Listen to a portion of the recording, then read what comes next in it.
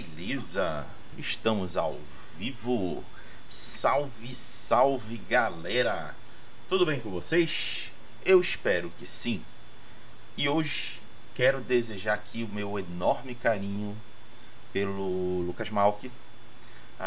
Recentemente ele teve uma grande perda e deixo meus profundos sentimentos a ele, mas ele pediu para estar aqui hoje porque é uma das formas de ajudar ele a seguir em frente. Mesmo diante de grandes perdas, a vida continua. Então quero poder que hoje seja um evento gostoso e carinhoso para você, meu querido. Que seja um giro maravilhoso para você. Seja de dia, de tarde, de noite, seja de madrugada. Não importa se você esteja no teto, se você esteja na parede, ou no sofá, ou no chão, ou na cadeira, ou na poltrona. O comando é seu, querido. Eu sei que eu quebrei novamente a rotina, mas precisava fazer essa homenagem. Manda bala. Gratidão, gratidão mesmo. Pode quebrar a rotina desse jeito que... Bom dia para quem é de dia, boa noite para quem é de noite, boa madrugada para quem não dorme. Hoje eu tô aqui, pessoal, não tô 100%, já vou logo antecipar para todo mundo. Eu não tô bem, mas eu preciso estar aqui. É um livro que é muito gostoso de se ler, é muito fácil, tem PBTA. Então, tipo, é um nome de um sistema diferente, né? Que é o nome que o João colocou foi Sagen no sistema. E desde que a gente se conheceu no solo, né? A gente se conheceu através do Tarcísio. Como sempre, o Tarcísio é o chamariz com a gente. E aí eu sempre fui pegando as publicações dele, sempre fui colocando na revista, e eu falei assim, por algum momento ele tem que estar aqui com a gente. Aí conseguimos marcar. E na primeira vez que eu marquei, eu fiquei preocupado. Ele próprio sabe disso. Eu falei assim, como que eu vou fazer tudo? Será que eu preciso chamar o jogo? Ele falou, não precisa se preocupar, vai dar tudo certo. E hoje tá aqui. Então, tá aí, João Ricardo Bittencourt. Dá uma boa noite pra galera, João. Se apresente e fale quem que você é. Salve então, pessoal. E aí, né? Agradecendo esse convite super especial do Lucas. Ainda mais nesse momento assim sensível na vida, né? A gente estava conversando, batendo um papo antes aí de entrar no ar. Assim, agradecer o carinho, né? Agradecer o Rodrigo também, né? Tá aqui fazendo esse processo também aqui de nossa mediação aqui. E é muito legal estar compartilhando, né? Um pouco, falando um pouquinho do projeto, né? Contando um pouquinho do projeto, essas influências também aí, né? Ele basicamente aí, né, tu já contou um pouco aí que é um sistema PBTA e tal, a base dele é PBTA, mas também ele nasce muito dessa ideia da remixagem, de pegar sistemas que são abertos, de autores abertos, né, e juntar isso tudo num único material e daí desenvolver o projeto, né? Então, falando assim rapidamente um pouquinho quem eu sou, né, antes de falar aí do projeto, a gente bater um papo sobre ele, né? Eu lido com RPG aí a longa data, sou daquela velha geração lá dos anos 90 que começou com um livro-jogo e tal, né? Depois comprou a caixa vermelha do D&D, né? Segunda edição do AD&D na banca de revista, aquela coisa lá da Abril, né? Daquele período aí que começou a ter essa chegada, não é? Foi uma segunda geração, digamos, né? De RPG, a gente já tinha um pessoal da geração Xerox lá do início dos anos 80, e daí depois essa segunda, digamos, geração, assim, com essa popularização do Dragão Brasil e tal, é ali que eu começo a jogar RPG. E é interessante que o RPG me acompanha de uma maneira muito forte na minha vida, até eu nunca tinha me dado até conta de tão forte que o RPG era na minha vida, até nos últimos anos, até nesse projeto aí, eu acho que me ligou mais também esse aspecto, porque ele, de uma certa maneira, ele me influencia a minha graduação. Eu sou formado em análise de sistemas. Aí, a partir de 99, eu começo a trabalhar com jogos digitais, trabalhei em pesquisa de jogos digitais dentro da graduação. Mas o RPG estava sempre ali, sabe? Para fazer um programinha para criar ficha de personagem, tentar criar um programinha para gerenciar aventuras, o RPG acompanhando, né? Daí depois, quando eu terminei a graduação, fiz um mestrado em ciência da computação. No meu mestrado, eu usei o RPG, né? Então, o RPG foi assim bem importante no meu mestrado, como a construção de ambientes, de mundos imaginários no processo de ensino-aprendizagem. Meio que ele fica ali no stand-by, no mundo acadêmico, né? Faço doutorado, daí não chego a encostar tanto no RPG, mas depois, nos últimos anos, ele retoma também dentro da minha atividade acadêmica, e aí 2023 ele vem com mais força também, né? Fazendo algumas publicações independentes, com esse olhar atento para o projeto. Foi 2024, né? O projeto de 2024 foi um PENAB, tal, aqui na cidade. Então, o RPG foi muito importante assim na minha vida, até academicamente, profissionalmente, né? Então, eu jogo bem menos, na verdade, jogar mesmo, mas o contato com o RPG é sempre muito constante, assim, né? Falando sobre, lendo, buscando, né? Tá sempre o RPG tá na minha vida, né? Show. Bem, para quem que de repente é a primeira vez aqui, ou... Eita, tá vendo? Não, tu tá ok, segue em frente. Tá, foi mal. É que pra mim travou. Pra mim eu tinha travado tudo aqui, foi mal. E aí, pra quem tá aqui a primeira vez, a gente vai fazer as perguntas. A gente vai mostrar um pouco do site, a gente vai mostrar um pouco do livro. O livro, detalhe, pessoal, o PDF é gratuito, tá? O PDF, todo o material que tem no site é gratuito. Sim. Então você pode ir lá baixar. E tem pouquíssimas edições físicas. Eu já garanti o meu. E aí, se vocês querem, vocês depois entrem em contato com o João. E vamos logo, então, começar já a parte das perguntas. Depois a gente vai para a rádio. E a gente vai falar o que rolou na semana conosco e nas próximas. E é isso aí. Então, Raga, tá contigo. Então, bora mostrar a página. Deixa eu carregar aqui, ó, para vocês visualizarem junto comigo. Pronto, tá aí. Essa logo lindona, diga-se passagem. Quem fez? Já logo atiro essa bomba pra ti. Quem fez? Foi um egresso até do curso de Jogos Digitais, o Tobias Ures, ele. Daí ele fez no principal, assim, essa concepção, né? Tem vários elementos nessa logo, né?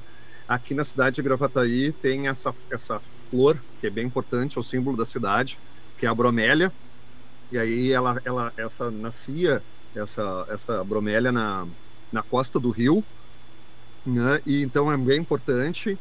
E aí ele colocou o elemento, então, delas vivas, né? Assim, um galho dela passando com ela viva, e o outro como se já tivesse sofrido a influência do fel da terra, que é um elemento que está dentro do jogo que representa essa corrupção, né?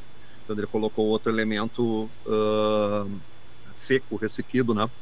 E daí tem 4 componentes que são para cada uma das ancestralidades. Boa. Cada ancestralidade tem uma grafia própria, que está aqui no logo, e depois dentro da página, nas páginas do livro, né? Elas são ilustradas também na beira com esse grafismo, que é cada uma das ancestralidades, né?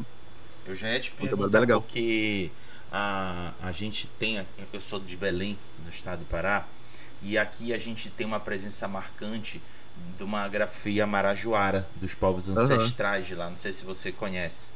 Sim. Conhece? E aí quando eu botei o olho, eu pensei, opa, temos aí algo de ancestralidade muito bacana no jogo, que é muito importante da gente... assim, é importante a gente nunca esquecer o nosso passado, porque ele faz parte da construção do que nós somos hoje. Importante isso, muito importante. Então vamos... O Tobias, Rodrigo, até uma curiosidade, Tobias, o Tobias tem um jogo chamado Cococuba, que ele usa a grafia baseada nesse aspecto da arte, né, nessa estética aí de Belém. Pô, que legal. Legal. Bem legal. Então bora olhar aqui sobre alguém, vocês devem estar se perguntando o que é essa tal de Saga Raga.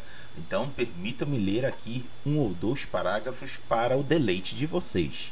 A Saga de Gravataí é um RPG de mesa que combina elementos históricos e fantásticos, criando uma narrativa ambientada na região sul do Brasil. em meados do século XVIII. Também foi criada no projeto com recursos da Lei 14.399 de 2002, Política Nacional Aldir Blanc, via edital de fomento da Prefeitura Gravataí 2024.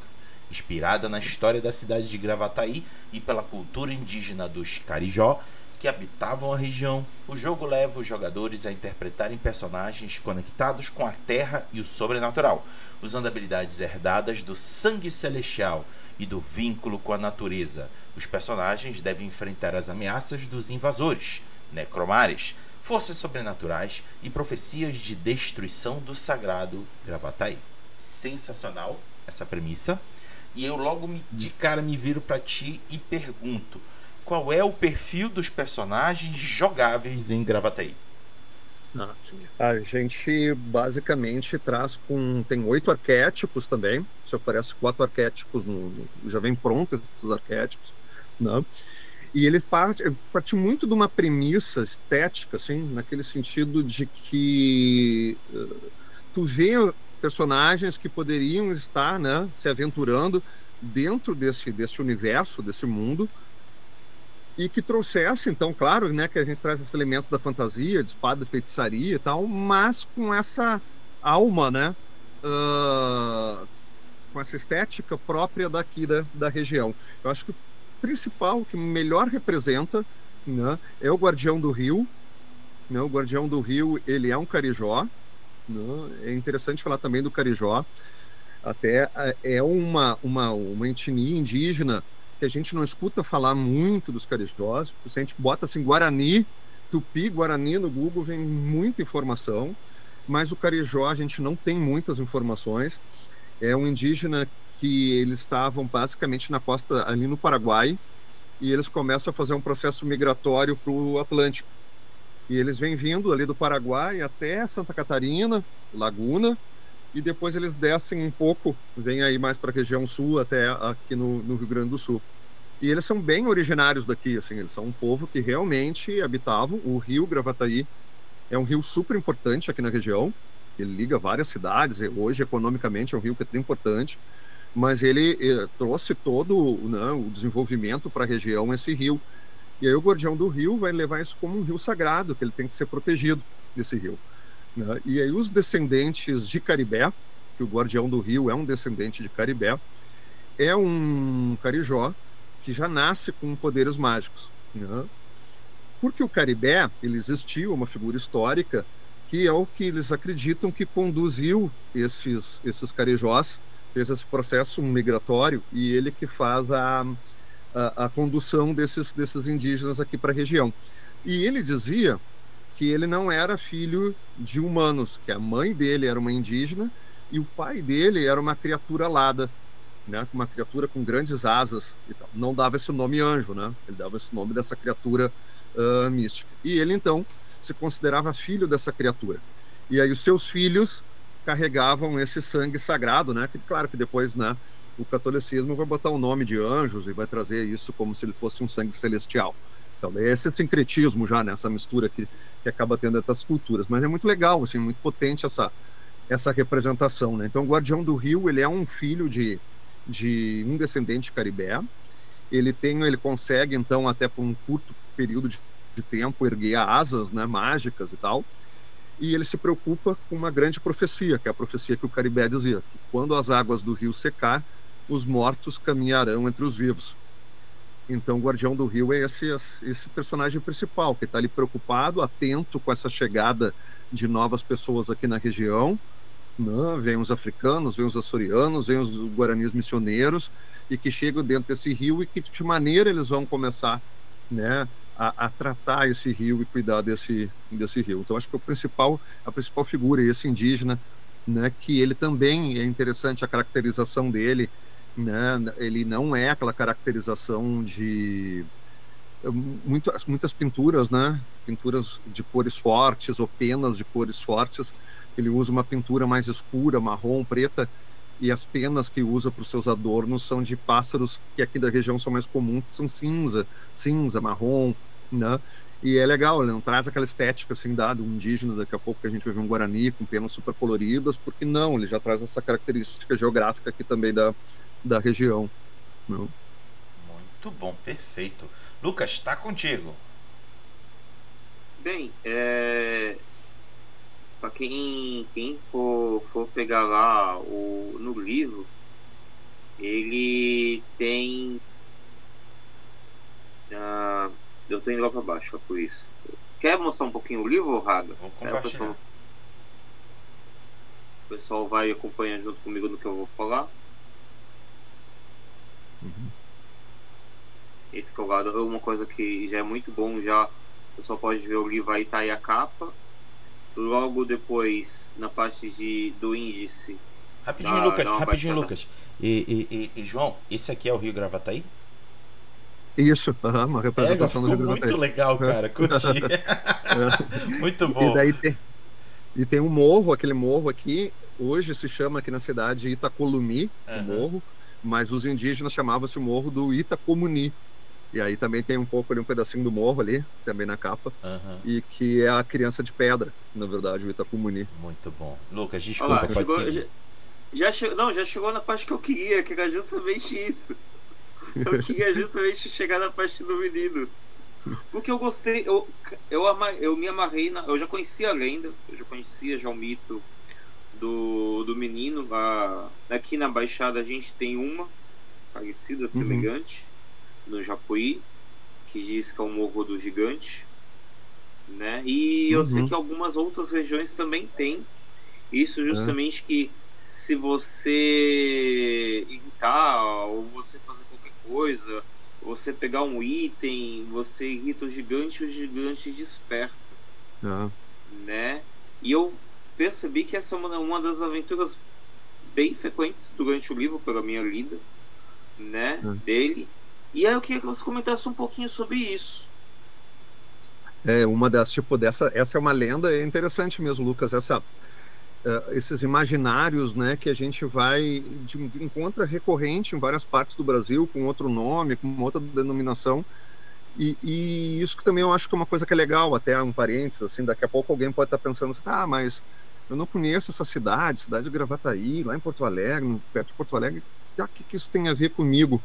Mas, na verdade, eu procurei, né, todo o livro fazer algo que fosse mais universal, assim, que trouxesse também a nossa latinidade também, né? Tem algumas coisas do tipo, tem algumas ruínas antigas, que é pré-colombiana. Isso é uma coisa que não tem aqui na região, historicamente, né? Historicamente nós não temos. Mas também trazer que a gente tem como se fosse um grande elo, né? Essas histórias vão se ligando, né? E aí tu vai agora eu tô aqui na Baixada, tem uma história que é parecida, daqui a pouco alguém de Minas Gerais, olha, mas eu já ouvi uma história também que é parecida, que tem um morro aqui, que é um gigante, alguma criatura, então as pessoas também possam fazendo estas ligações, assim, né, para dando sentido até esses elementos, assim, que são históricos, né.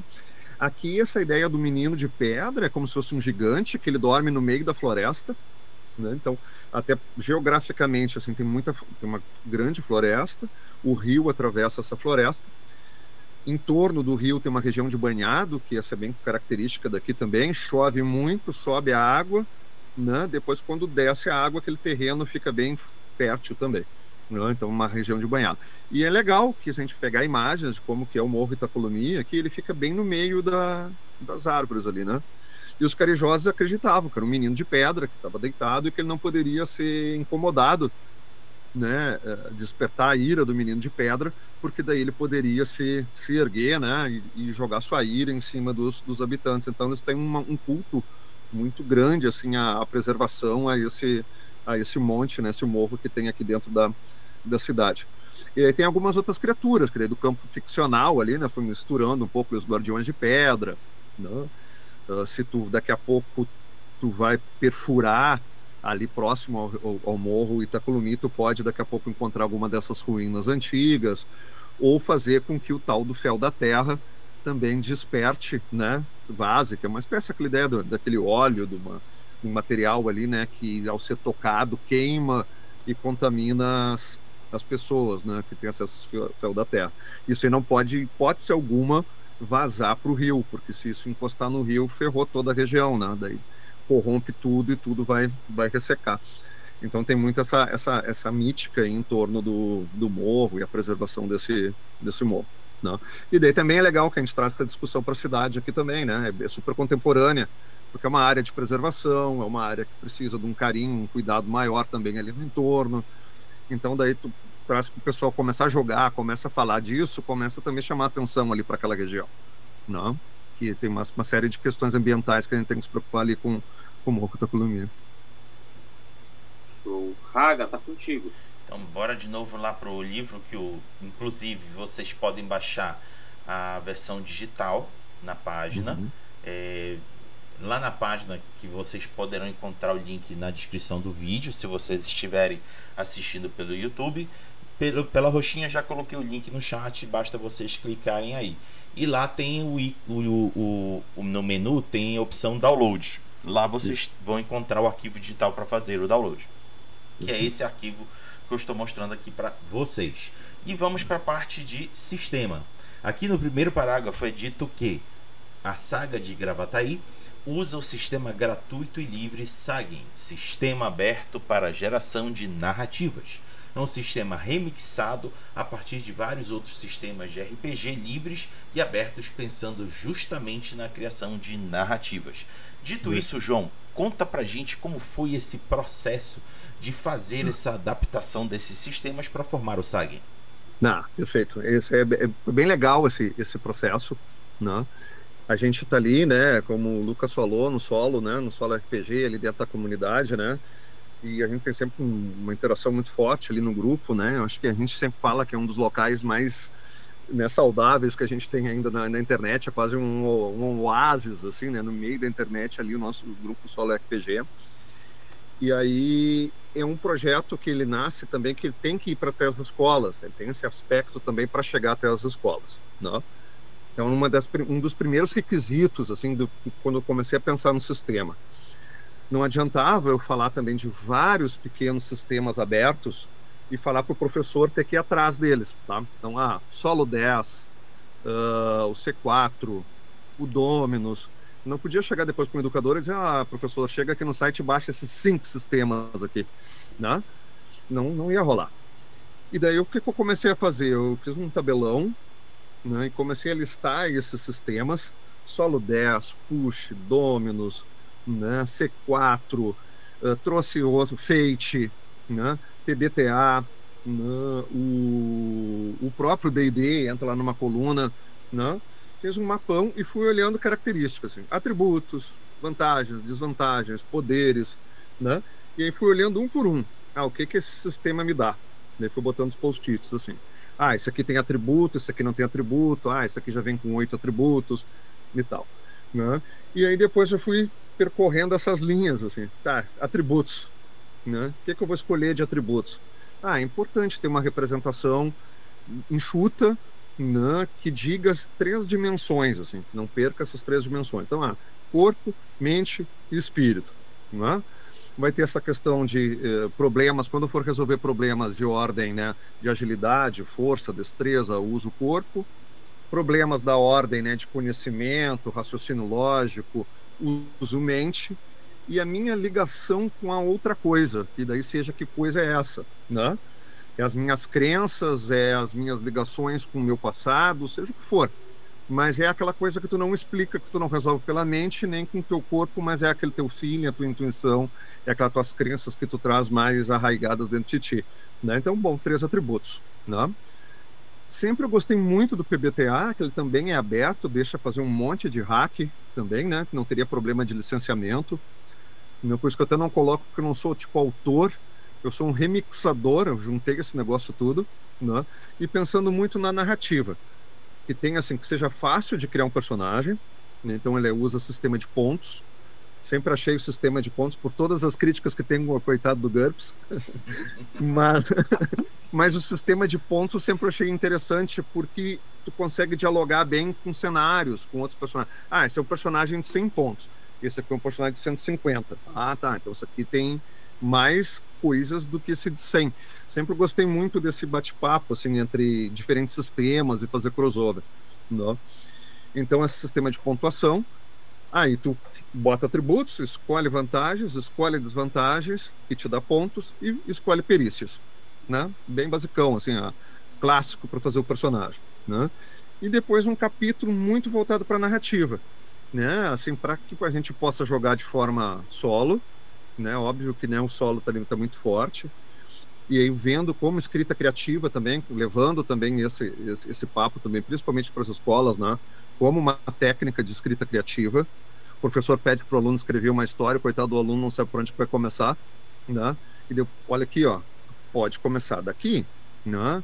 Um log de jogo pode te ajudar a pensar numa história, né? Então, como escrita criativa, jogando de forma cooperativa, a experiência é muito legal, que a gente rodou aqui nos espaços históricos da cidade e rodou nas escolas também, tu criando a história ali, real time, né? Então tem um mapa de aventura ali, uma ficha de aventura, vai jogando os dados e vai criando a aventura ali na hora. E daí tu bota o pessoal tudo para criar junto, né? E tem uma dinâmica muito legal, assim, tu vê o pessoal construindo a história, complementando e tal, é bem massa.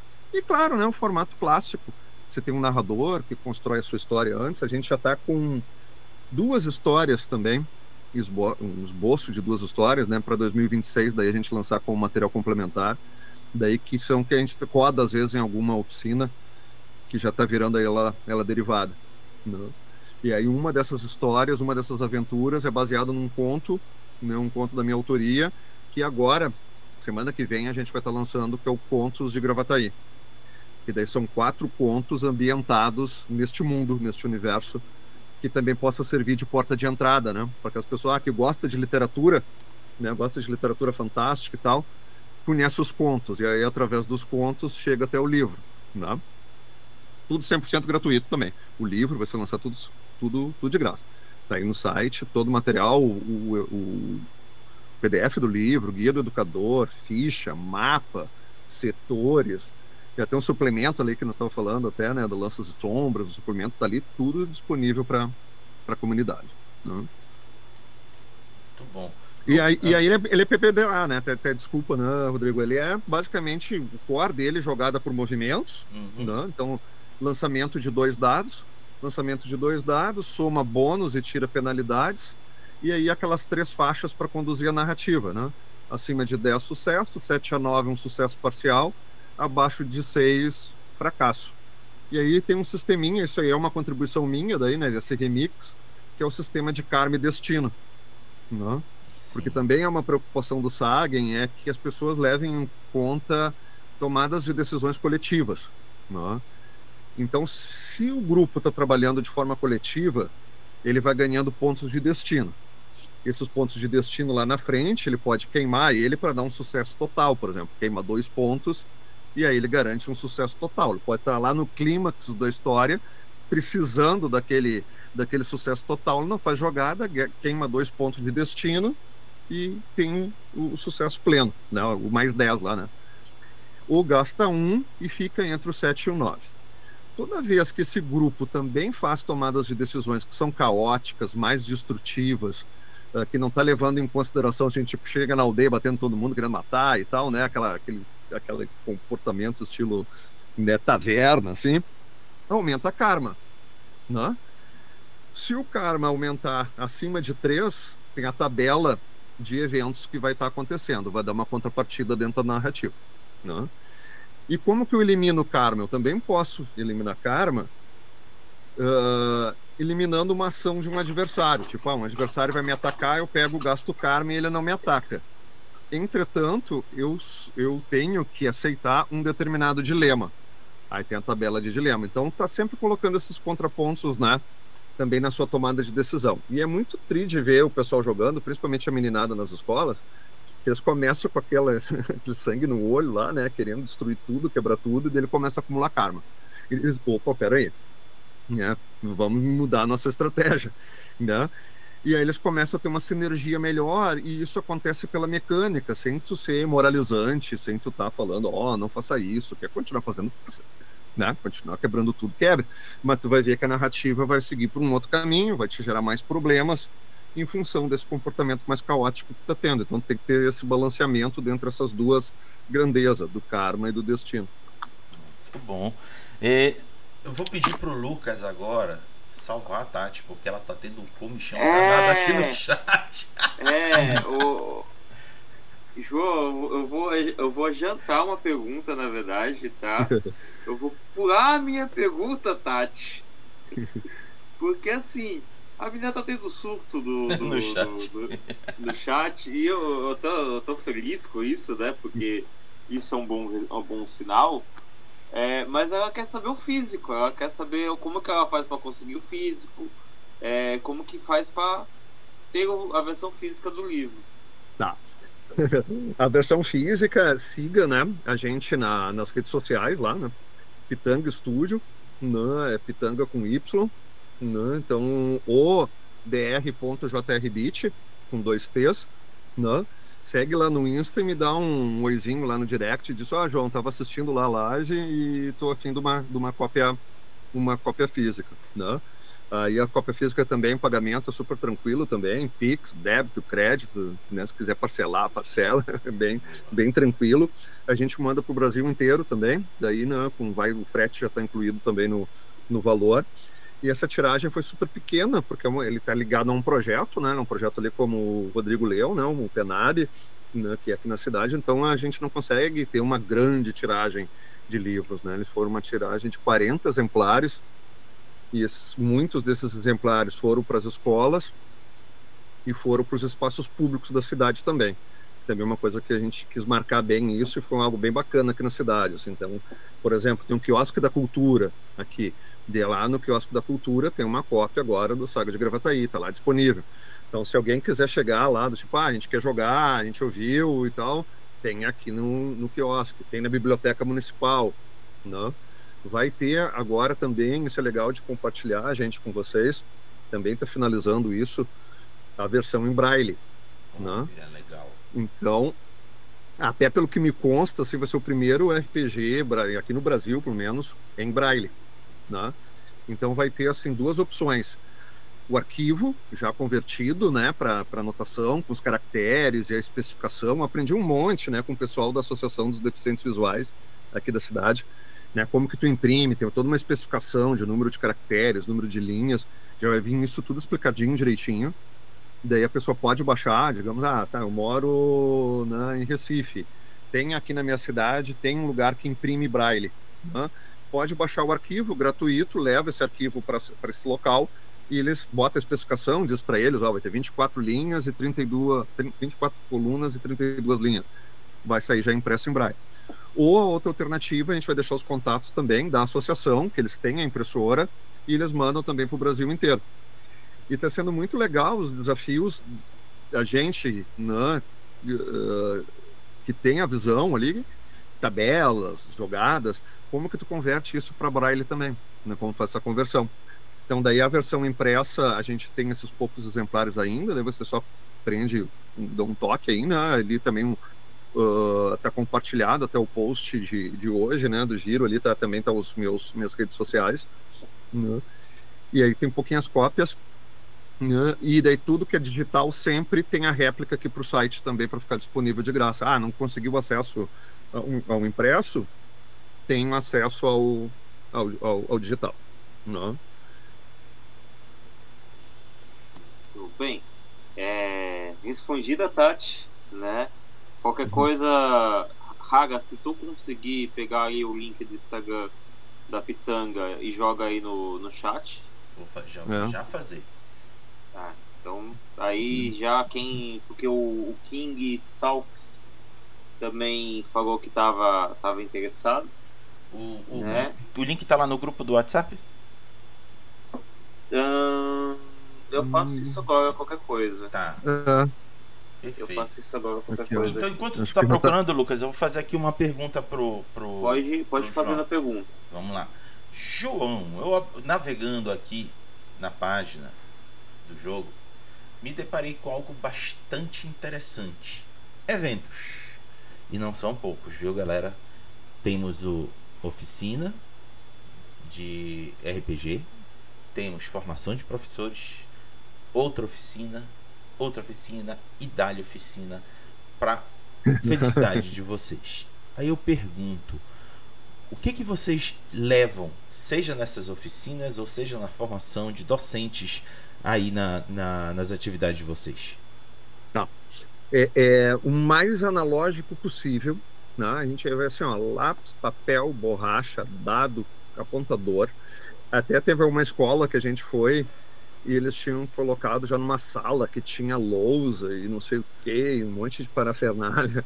Não, professor, não precisamos ainda daquela velha tecnologia, né? Lápis, papel, borracha, dado, né? Então a gente leva para as escolas esses materiais mesmo.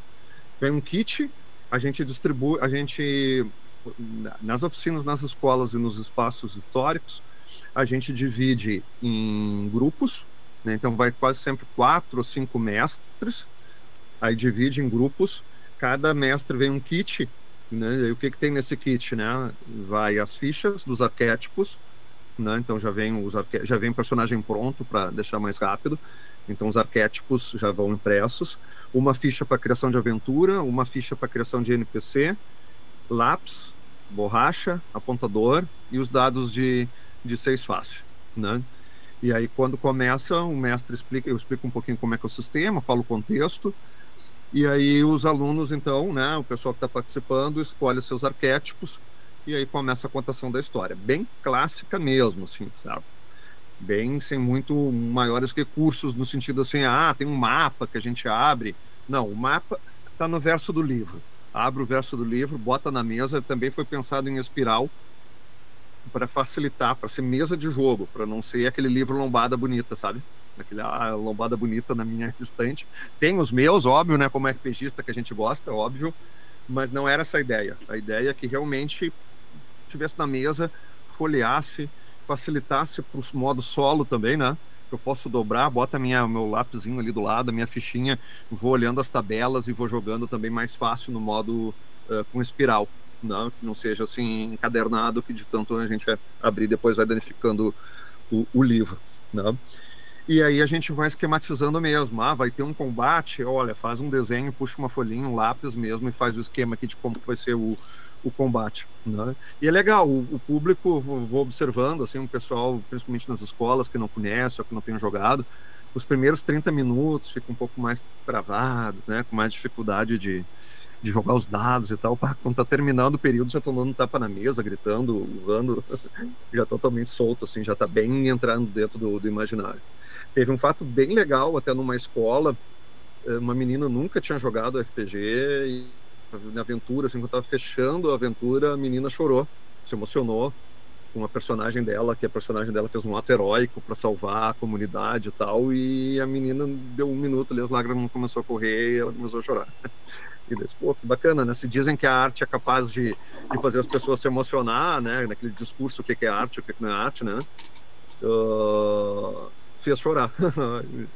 Atingiu ali o emocional dela, foi bem legal a experiência, assim. Nos espaços também a gente faz a mesma coisa. E a formação de prof a gente joga um pouquinho também, eu acho que é muito importante, assim, a gente fala os conceitos teóricos, aí tem uma mini aventurinha, mini, só para os professores entenderem, assim, isso é ficha, joga dado, para os professores, e agora o que eu faço? O que tu quer fazer? Me conta o que tu quer. Eles, né, tem essa interação, e bota eles para criar também um sisteminha, que é o RPG-CA também, que é o Luciano, que foi um dos membros da equipe, que fez o Guia do Educador. Tem muito baseado no Dominus, é um RPG tipo em uma folha A4. E aí o professor fica meio assim, mas é só isso aqui? É só isso. Quer usar? É isso aí. Né? Também eu fiz um Dominus do Saga também, para, né, Dominus, né, tem o nosso, né, coração. Aí tem uma versão ali também, quem quiser começar pelo Dominus, daqui a pouco, porque acha que o livro tem muita regra e tal, pega o Dominus e usa. Eu fiz uma oficina usando o Dominus do Saga também, porque precisava mais de time, daí eu linha 4, dobradinha no meio, né, bem tranquilo de usar e de acesso, né, para que também não fique aquela coisa, eu não vou conseguir usar porque é muito caro e tal. Não, olha só, a escola tem um livro impresso, é uma cópia, uma fotocópia, é algo que tem um custo mínimo aí que tem, né, material escolar também o mais simples possível para que a gente tenha esse acesso, né, a ideia de acessibilidade ampla, assim, o máximo possível. Muito bom. Antes de eu passar para o Lucas, deixa eu dizer 2 coisas. A primeira, que a Tatiana Barbirata aqui no chat está dizendo que achou esse formato esperal muito bom, pois ele é mais acessível para os PCDs. E eu quero dizer que a gente precisa, nesse momento, denunciar os meliantes responsáveis por esse crime de trazer a diversão através desse jogo. Então, permita-me mostrar a folha corrida desses criminosos que nos levam a essa loucura de se divertir jogando RPG. Temos aqui o professor Dr. João Ricardo Bittencourt, que eu nunca ouvi falar quem é. Ele é doutor em comunicação, mestre em ciência da computação, especialista em cinema e linguagem audiovisual. Tem também outro responsável, o professor mestre Luciano Rodrigues. É mestre em informática na educação, especialista em educação à distância e gestão organizacional e bacharel em administração. Temos o professor Dr. Marcelo Mateus, doutor em História Social para a Universidade Federal do Rio de Janeiro, com estágio doutoral na Universidade de Brown, nos Estados Unidos. Temos também a professora Flávia Giovana Cavalheiro, professora e historiadora pela Pontífice Universidade Católica do Rio Grande do Sul, especialista em ensino de História e Educação Inclusiva, com ênfase em pessoas surdas pelo Centro Universitário Leonardo da Vinci. Temos também a Raíssa, neurodiversa da estirpe Autismo mais TDAH. Temos Maria Eduarda, bacharela em Comunicação Social, ênfase em Jornalismo pela Uniriter. Temos Muriel, formado em Informática para a Internet do IFSU, Gavataí. E temos o Tobias, desenvolvedor versátil com experiência de mais de 10 anos em diferentes soluções tecnológicas. Então tá aí esse bando criminoso que resolveu ousar trazer a diversão pra gente. Parabéns a todos os envolvidos. Lucas, está contigo. Não, uma coisa que eu acho que já seria interessante de comentar é o próprio João Bittencourt, ele postou esses dias, no dia 7/11, tem uma publicação do livro Pindorama, o RPG, que ele não só ele foi surpreendido, tá? Já vou logo te antecipar que não foi só você surpreendido, como eu também fui surpreendido, de um projeto de final de curso desenvolvido pelos alunos dele. E aí, como tu já soltou sobre a formação sobre o uso em sala de aula, eu gostaria que tu falasse um pouquinho desse também, do Pindorama. Foi bem legal, pessoal, que foi eu dei uma oficina no SESI, aqui na Escola do Ensino Médio, e eles têm uma ideia de que os alunos do terceiro ano têm que desenvolver um projeto. E aí, quando eu expliquei e tal, introduzi o assunto, a menina veio, né, e me mostrou aqui, professor, o que a gente fez. E deu, mas olha só que coisa sensacional, né? Eles tinham como projeto de conclusão de curso deles, eles fizeram um RPG baseado no Brasil colonial. Então, eles têm, assim, todo o aspecto histórico, eles têm as questões do sistema de regras, eles têm os equipamentos, né, eles vinculam as questões mágicas com essas ancestralidades também, né, aos indígenas, aos africanos, né, ao catolicismo, né, por essas origens mágicas, né, ela é mais divina, vamos dizer assim, a origem mágica, né, está mais ligada a uma magia divina do que de escola, né, de magia. E está sendo o trabalho de conclusão deles. Daí eu peguei de surpresa, não conhecia, eles não tinham me apresentado antes. E agora a gente pretende fazer tipo uma parceria para o ano que vem, né? Eles estão concluindo, eles estão terminando agora o ensino médio, então também estão numa correria típica de final de ano, né? Eu estou encerrando, fazendo a prestação de contas do projeto também, né? Preparando para a fase 2, para 2026. Mas daí a nossa ideia é que a gente faz uma adaptação para o Sagen, né? E que daí tem uma adaptação, tem o Pindorama, como os alunos pensaram, sempre preservando também o trabalho criativo deles, sem apagamento a criação deles, né? Mas quem já conhece o Saga de Gravataí, né, quem já está jogando, quem já está mais imerso nesse mundo, consiga fazer, né, essa adaptação fácil para o Pindorama, né? Então vai ter alguns arquétipos, os arquétipos, né, que são mais generalistas, vamos dizer assim. Tem o jesuíta, por exemplo, um arquétipo, né? Funciona aqui, não funciona em qualquer parte do Brasil também, mas casando mais com esse período do Brasil colonial, e eles têm uma pegada mais também realista, assim. uma pequena dose de magia, mas é mais realista. Que é uma coisa também que é legal, aproveitando o gancho, eu estou falando do Saga, que eu queria fazer esses, tipo, 4 níveis. Não queria fazer uma imposição, por exemplo, da magia no universo, né? Então, se tem algum grupo, tem alguma pessoa, tem algum mestre que quer fazer mais magia, levantar essa régua mais lá em cima, me aproximar mais de uma fantasia mais épica, tem recursos para isso. Tem ideias de dungeons, tem ideias de bestiário, né? Tem ideias para poderes. Tranquilo fazer assim com uma régua mais alta na magia, né? Eu acho ele também com um clima mais espada e feitiçaria do que tão alto feitiçaria, digamos assim, uma alta magia, né? Alta fantasia. O meu olhar de autor, digamos assim, eu enxergo mais aqui o século XVII, a coisa mais crua, mais aquela pegada Conan mesmo, né? Aquela coisa mais visceral. Mas nada impede de tu fazer algo mais fantasia, alta fantasia. E depois outros níveis um pouquinho mais abaixo. Eu quero só um tempero, né? Então alguma coisa meio Deadlands, por exemplo, né? É um faroeste sombrio. Quero fazer aquele clima de colonização, mas daqui a pouco pode ter uma ameaça de mortos-vivos na cidade. Então pode botar um elemento sobrenatural. Uma terceira camada é um realismo mágico, bem no estilo Gabriel Garcia Marques, quem mais por essa pegada mesmo do realismo mágico, que é só um tempero, né? Tem um seu realismo, mas tem aquele estranhamento que ninguém se estranha, né? Típico do realismo mágico, assim, mas se quiser colocar aquele temperinho, né? E um terceiro, se a pessoa não, sei lá, um professor de história, daqui a pouco alguém mais turista, sei lá, quero trabalhar mais aspectos históricos e não quero elemento de magia. Tranquilo também, retira e não tem magia, sabe? Então eu queria que tivesse bem esse degradê e que não viesse assim, não, tá fechado, o cenário não tá assim. Não, é um cenário que tem níveis de magia que pode trabalhar em cima dele, não? Sim. E daí, tipo, mais formação, por exemplo, aspecto de formação também. A minha formação vem mais da computação, na comunicação, depois do meu doutorado. E aí depois a gente compôs essa equipe também, né? A equipe que daí tem 2 historiadores, não, o professor Marcelo, a professora Flávia, não, que daí vai fazendo aqueles ajustes, aquelas correções, né? Vai tentando buscar algumas lacunas, não? A gente deixa sempre bem claro que é um universo ficcional baseado na história de Gravataí. Até certos achatamentos temporais existem para deixar legal. A gente até conversou, né, Lucas? Por exemplo, tem aquele personagem, a Maria Cachaceira. Maria Cachaceira é uma personagem de 1923.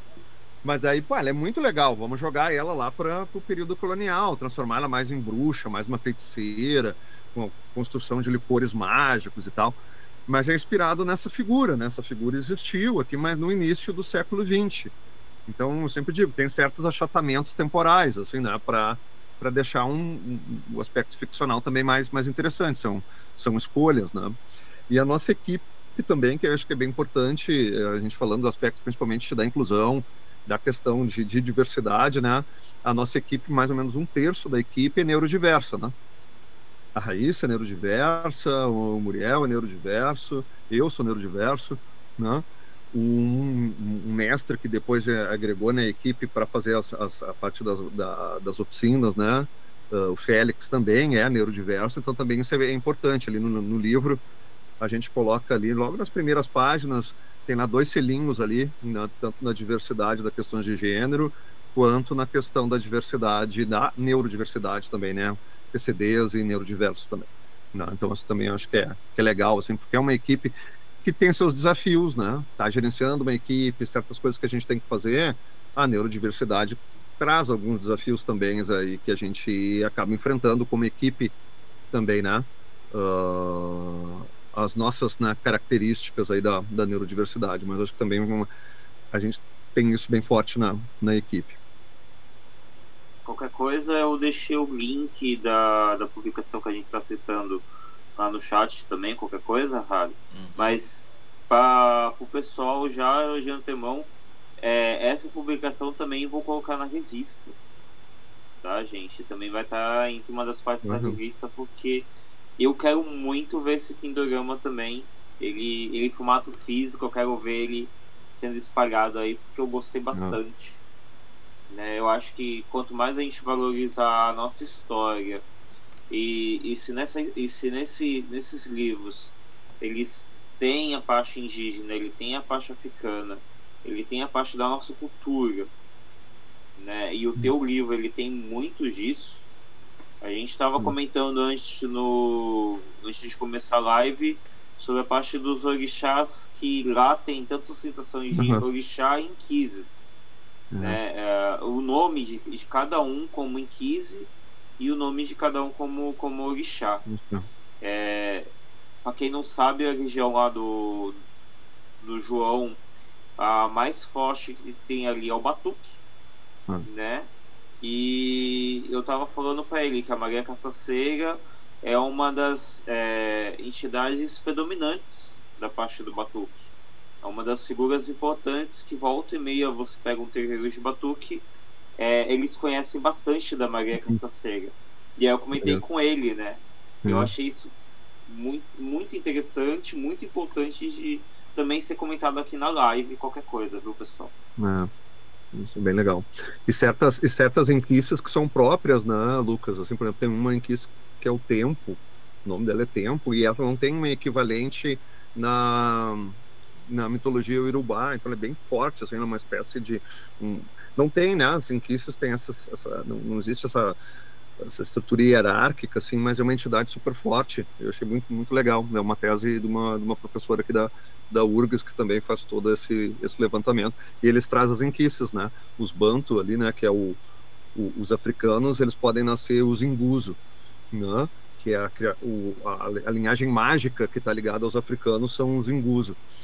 Então, ou grandes feiticeiros, né? Grandes feiticeiros com essa ligação com o mundo espiritual muito forte, ou grandes guerreiros, né? Que daí também procurei fazer uma mistura aí também, trazer um pouco também para o conhecimento das pessoas, que é o maculelê, né? Então, por exemplo, eles lutam com com as grismas, né? De madeira, né? E até foi minha esposa que me apresentou e tal, aquela, né, cursa dança aqui na URGS e tal, a gente começou a estudar também algumas coisas do maculelê. Eu disse, bom, apesar de não ter isso assim, no Rio Grande do Sul tinha maculelê, não, mas é legal a gente fazer esses contágios também, porque eu acho que a cultura é viva e daí não pode ficar com esses purismos também.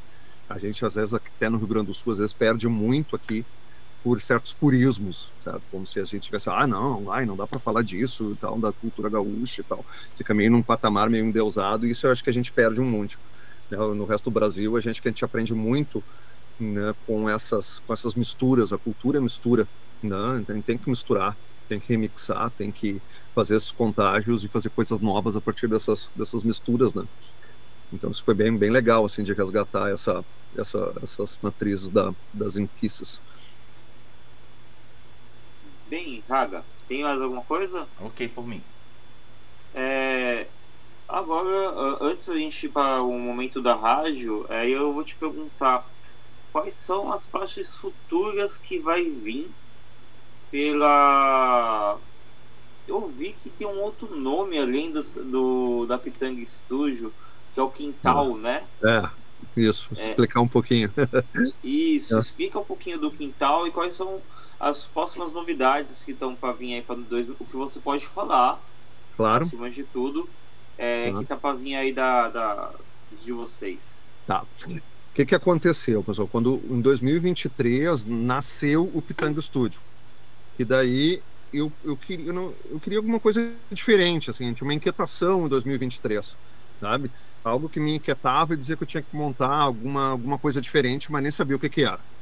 Mas só me empurrava para frente, era isso aí, né? Não queria aqueles papos de coach, de startup, essas coisas, sabe? Já estava saturado com isso, eu já tinha passado um período da minha vida com isso, assim, lá no início de 2000, não queria isso, né? Eu queria uma coisa diferente. Aí, em 2024, teve aqui um projeto chamado RS Criativo, pela Secretaria de Cultura do Estado, que é uma espécie de residência, um trabalho criativo, cooperativo, muito legal, que foi feito aqui na cidade. O André Martinez foi o articulador, que trouxe toda uma ideia de cooperação, de criatividade e tal. E aí o Pitanga Studio foi meio que reinventado, né? Meio que, então é isso que eu queria. Não, era isso que eu estava pensando, e daí nasce o Quintal de Criativos. O Quintal de Criativos é uma iniciativa, digamos, mais guarda-chuva, né? Principalmente assim, criatividade, né, formada de criativos neurodivergentes. Tem a neurodivergência como um vetor muito importante, o Quintal de Criativos. E daí, a partir dele, saem 3 pilares, né? Um pilar que é uma escola semente para ensinar a criar narrativas interativas. E aí, narrativas interativas, todo também o que isso envolve, RPG, jogo tabuleiro, card game, livro-jogo, jogo digital, né? Histórias que são construídas através de pessoas interagindo. Então, um lado escola, um lado formativo, também tem muito da minha formação, né? Eu tenho mais de 20 anos dentro da universidade também, então não adianta, a gente traz essa bagagem também formativa. Um outro tripé são os ateliês invencionáticos, aí tem uma brincadeira aí, né, com o Manuel de Barros, aí, né, com a ideia dos invencionáticos. Isso daí são lugares que botam essas narrativas no mundo. Então daí o Pitanga Studio se tornou esse ateliê, uma espécie de um selo. Tem o Quintal de Criativos e o Pitanga Studio, um selinho. E aí esse Pitanga Studio, então, é a parte RPG e literatura fantástica. Tudo que vier de RPG, literatura fantástica, jogo de tabuleiro, né, tudo que vem desse analógico está debaixo do Pitanga Studio. Né? Então nasceu dessa forma. E o terceiro são laboratórios de invenção, de invencionistas, coisas que não têm um formato muito bem definido, mas que são importantes para a gente idear. Né? Então também tem esse tripé. Então do lado do quintal vem muito o lado formativo, pela escola. Né? Então ano que vem pretendo colocar um curso de narrativas interativas, né? Fazer um ciclo de imersão, que são ciclos que é um processo de criatividade tensionada por essas visões, por outras cosmovisões. Né? Então aí a gente trouxe a obra do Krenak no primeiro ciclo que a gente fez o ano passado. Né? Então a ideia dos ciclos, tudo que é formação estão lá da escola, tudo que é produto que se materializa de alguma forma em um produto de RPG ou literatura fantástica vem pelo Pitanga Studio. Aí no Pitanga Studio a gente agora está lançando o livro de contos, que vem agora no mês de novembro, nas próximas semanas, dentro do projeto ainda. Né? Dentro do projeto a gente pretende 2026 continuar, que a gente chama da fase 2 do PENAB, ampliar o número de escolas, fazer uma versão baseada na Guerra Guaranítica, faz 400 anos das seduções jesuítas, né? E aí tem uma figura importantíssima que a gente tem que celebrar muito bem ela, que é o Sepete Araju, né? Então é um grande indígena guerreiro aqui da região, foi traído, né? Era um grande líder, na negociação foi traído e morto em batalha, e aí trazer essa figura. Eu já dou uma pincelada até na saga de Gravataí, aí, que os guaranis missioneiros, na verdade, trouxeram o corpo do Sepete Araju, e o corpo do Sepete Araju está enterrado aqui, né? E daí tem que encontrar essa lança, que é uma lança super famosa, que é a lança do Sepete Araju. Então fazer um suplemento que é mais voltado para a Guerra Guaranítica, ampliar o número de escolas, né? Atender mais, e fazer o circuito também na região metropolitana, daí também aqui, né? Não só na cidade de Gravataí, mas em Porto Alegre, Viamão, Canoas, né? Alvorada, São Leopoldo, que são cidades aqui da região. O critério até da escolha dessas cidades são as cidades que têm biblioteca pública, né?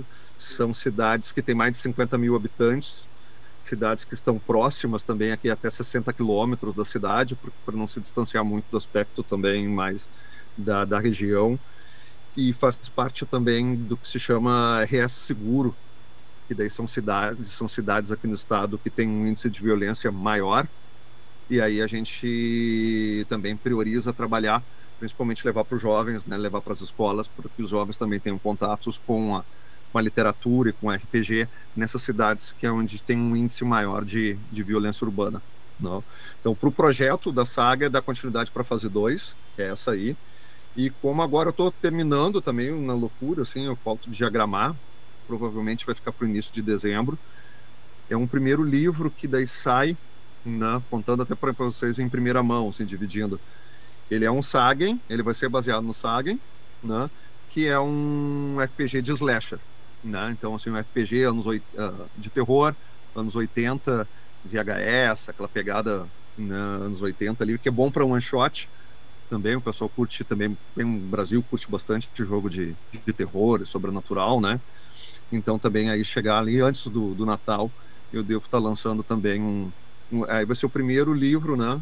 Que ele deriva, tem um Sagen, tem um Saga, que ficou aqui no projeto, e esse aí vai ser o primeiro derivado ali, não necessariamente de base histórica, nada assim, mas com uma outra temática de slasher. Tem um monte de coisa também aí que está na lista para 2026. Acho que tem uns. Aí a listinha está com uns 5, 6 ideias de projetos para o ano que vem daí também.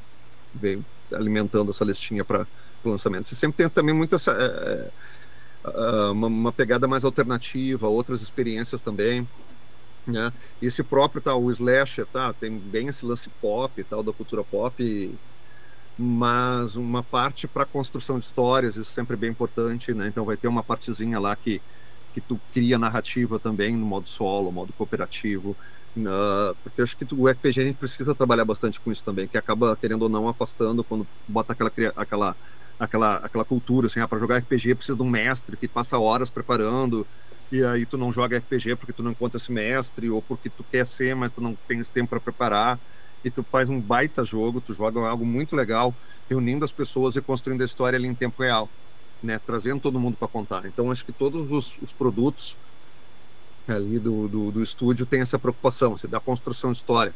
Tu também pode construir tua história e construir essa história de forma cooperativa. Antes da gente passar para a rádio, a Tati perguntou se esses cursos eles vão ser online. Tudo online. As formações sempre com curso online. A formação, Raízes Criativas, que é esse ciclo imersivo, foi online, e agora 2026 também lançando ele todo online.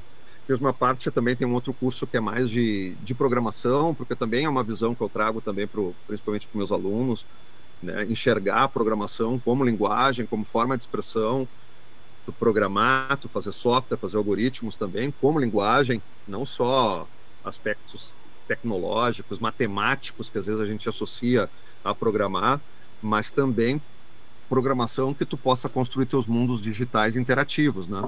E aí teve um bootcamp, eu fiz no final do ano passado, não, no início desse ano, desculpa, março e abril, um bootcamp também, foi todo online também, sempre a ideia é que seja online para atingir o Brasil todo, né? Então, tudo que vier, o curso de narrativas interativas também 2026, online.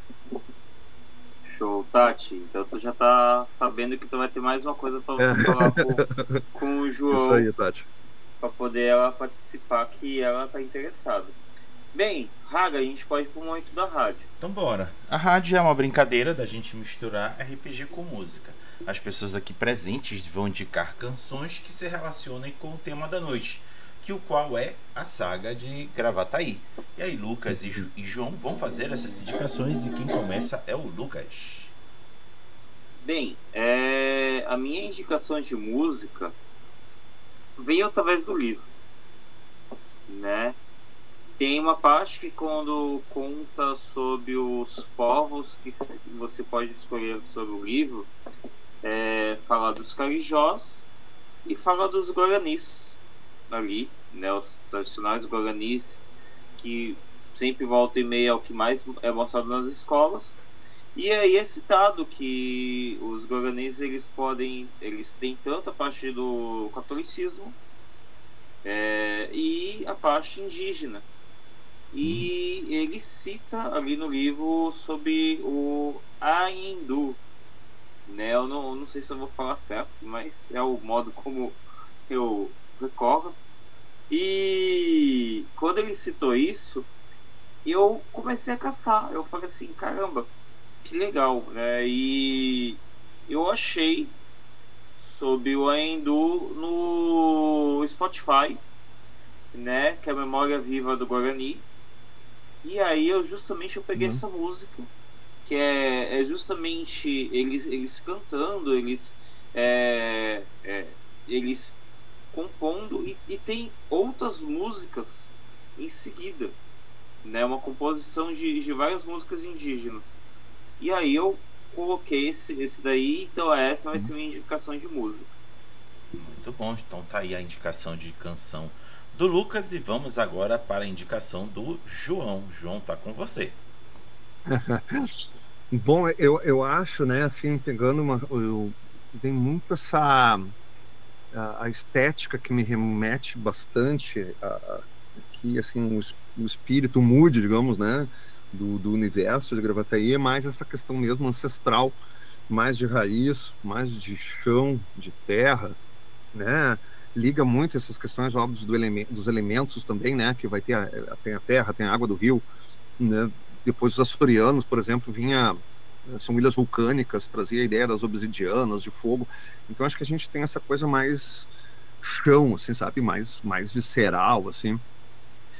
Não muito romântica também, sabe? Não, por isso que eu até falei assim, tem um pouco de faroeste, essa ideia que traga também um pouco, né? Que não tão aquele mundo também bem versus o mal, não tão né, cartesiano o mundo, mas que ele tem essa zona mais cinza, assim.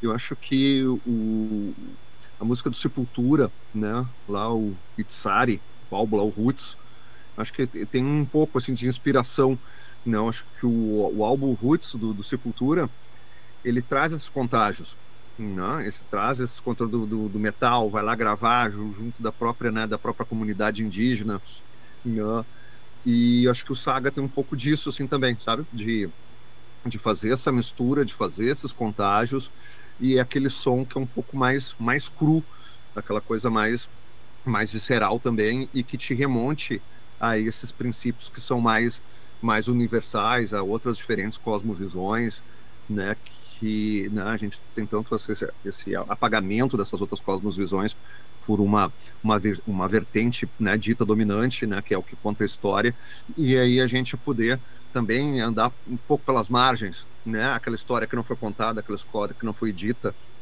E eu acho que também é uma maneira da gente resgatar esses links. Então, acho que pela potência, pela mistura, né, um dos primeiros trabalhos que faz isso também, e daí pega algo que também é bem pop, né? Que é essa questão, assim, é um heavy metal que a gente está acostumado com bandinha, heavy metal espadinha, né? Aí que vem tudo do speed metal e epic, né? E daí não, a gente traz algo que é mais tem uma, e sem ser caricato também. Eu acho que isso também é uma coisa que é legal a gente falar, né? Retrata do Brasil, essa essência do Brasil sem cair na caricatura, né? É do carnaval, do samba, dessas coisas que já manjou, já deu o que tinha que dar, né? E trazer outros elementos.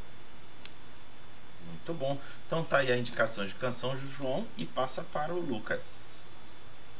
Beleza, agora a gente vai falar o que a gente rolou na nossa semana e o que vai rolar nas próximas conosco e aonde a gente encontra, né? Até por si só, na verdade, já foi mais ou menos dito isso, mas é o padrão da gente deixar. E comigo eu tive evento esses dias aí que infelizmente teve o tornado na região do Paraná, e só que aqui na Baixada não teve, até por um lado ainda bem, mas infelizmente morreram algumas pessoas ficaram desaparecidas, destruiu-se muito local lá na região do Paraná. E aí aqui na Baixada, que estava com indício do tornado, mesmo assim a gente ainda fez o evento em Peruíbe, né? A gente chegou, o meu genro estava lá jogando bola na praia, né? A minha filha lá foi: pai, o meu namorado tá lá na praia jogando bola. Eu falei: calma, filha, tá tudo bem, eu tô em evento. Você tá onde? Eu tô em evento. Né, os dois se preocupando lá, a menina lá. Mas deu tudo certo, né? Conseguimos fazer o evento. Aí essa semana agora vai ter a Pontaria Criativa aqui na minha região, aqui em Santos.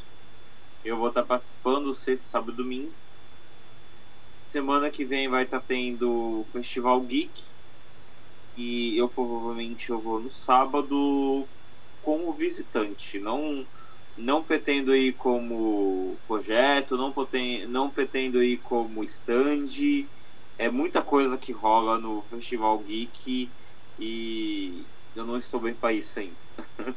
Acho que nem se eu estivesse bem, É muita coisa que acontece no Festival Geek, é muita coisa. É literalmente o maior evento daqui de Santos, né? E aí, na outra semana, eu vou ter evento lá em Itanhaém, eu vou estar participando, dia 30, né? Para outra semana de início de dezembro, eu vou estar em São Vicente. Então, é isso que aconteceu comigo. João, o que aconteceu contigo na tua semana? O que vai acontecer aí de repente contigo aí nas próximas? E aonde a gente te encontra?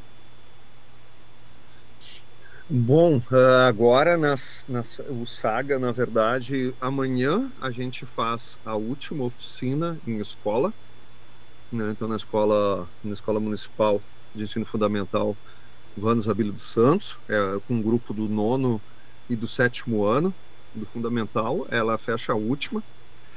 Aí, em termos de oficinas, a gente fechou, a gente fez em 6 espaços da cidade, e nas 2 escolas, sempre 2 semanas em cada escola, a gente fez em 2 escolas 2 semanas, então a gente fecha a última. E aí depois vem na sequência, vem o lançamento do livro de contos, no lançamento de contos agora nas próximas semanas, porque o projeto está fechando. Então, assim, é certo que tem que ser nas próximas semanas, né? Então, não tem coisa assim, não é em dezembro, é em novembro, né? Então, a gente está lançando, né? Aí vai ter bastante divulgação e tudo para o pessoal baixar, também, como eu falei para vocês, gratuito, livro de contos, e daí o lançamento também da versão em braille do livro, né? Então, isso aí que vem agora nos próximos passos.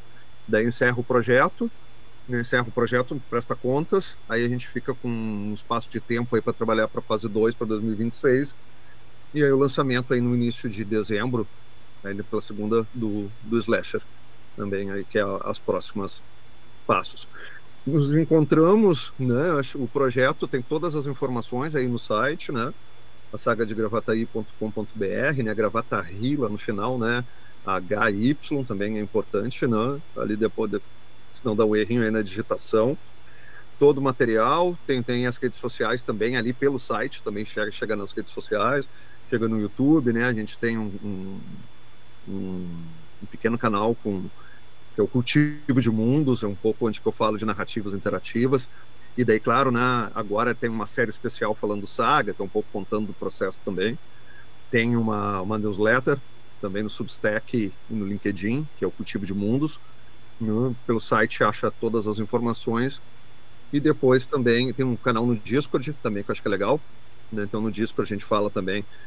Já rolou aventura também ali pelo Discord, né? Tem um pessoal bem interessado, né? Então rolou uma one shot ali no Discord.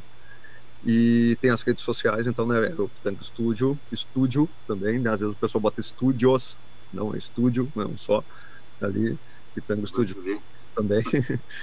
E dr.jrbit com 2 T's também me encontra lá no Insta também, que a gente pode continuar daí esse papo, falando principalmente daí, né? Quando é o meu lugar de fala, a parte de narrativas, contar histórias, e essas histórias não lineares, histórias que são com interatividades, usando tecnologia para isso. A tecnologia pode ser papel, borracha, uma ficha de personagem, ou uma tecnologia, fazer um jogo digital, por exemplo, 2D ou 3D, e assim sucessivamente, né? Mas eu acho que a contação de história, resgatar o processo de contar essa história, não, é bem importante, é um dos meus pontos fortes, assim, que eu procuro sempre trazer. Eu vou te falar que nessa parte do Slasher eu tô muito interessado, principalmente na hora que tu falou do VHS. Eu gosto muito da parte de food footage, né? Que é aquele em primeira pessoa, estilo da Bucha de Blair. Eu sou muito fascinado por isso. O Tarcísio tem, né? O Tarcísio tem um suplemento que é o de... Bem estilo... Eu me esqueci o nome do suplemento dele. Footage. Ele Food Footage, não mudou, né? O nome. Food Footage é RPG. Tarcísio mesmo, né? Nome mais... Food Footage, exato. E tem o Moving, né? O Moving solo também, que até foi o César que fez a versão do Moving. Mas a gente não tem muitos títulos, assim, para pegar coisa... Aquela pegada slasher mesmo, um assassino serial, um grupo de pessoas, né? Botar uns NPCs lá para serem, né, caçados de início, né? A gente não tem muitos títulos assim, né? Então a ideia é contribuir também para fazer essa ideia de one shot mesmo, bota aquela criatura dentro de algum determinado local e o pessoal se divertindo também, assim, sem muita pretensão, né? Queria dar muita profundidade também de cada um dos personagens, mas que seja legal para contar aquela história. Sim. Bem, gente, então é isso. Raga, a gente pode ir para o momento da despedida, sim. Muito bom. Então, galera, chegamos ao final de mais um Giro da Semana RPG. Esperamos que vocês tenham um bom resto de semana e semana que vem a gente se encontra de novo por aqui. Dito isso, como tradição de despedida aqui do canal, convido o Lucas e o João para junto comigo dizerem tchau, Lilica. Tchau, Lilica. Tchau, Lilica. Aí.